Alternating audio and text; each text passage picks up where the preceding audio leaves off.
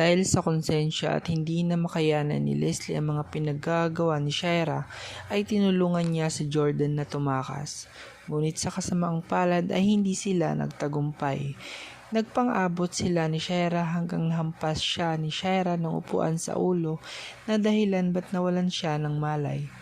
Pilit siyang ginigising ni Shaira ngunit hindi na siya nagigising. Akala ni Shaira patay na si Leslie kaya naman nilibing niya ito. Naghanap si Shaira ng lupang pwede niyang paglibingan kay Leslie. Nang makakita siya ng bakanting lupa ay dito na nga siya nagumpisang maghukay.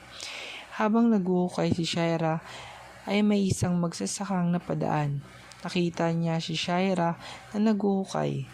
Napaisip siya kung para saan ang hinuhukay nito kaya maingat itong lumapit at pinanood si Shaira.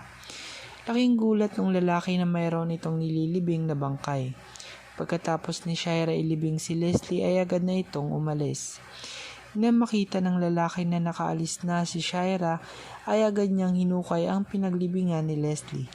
At nang mahukay ito ng lalaki ay dali-dali niya itong pinulsuhan at laking gulat niya na may pulso pa ito. Dinala niya agad ito sa pinakamalapit na ospital at sa awa ng Diyos ay naisalba pa ang buhay ni Leslie.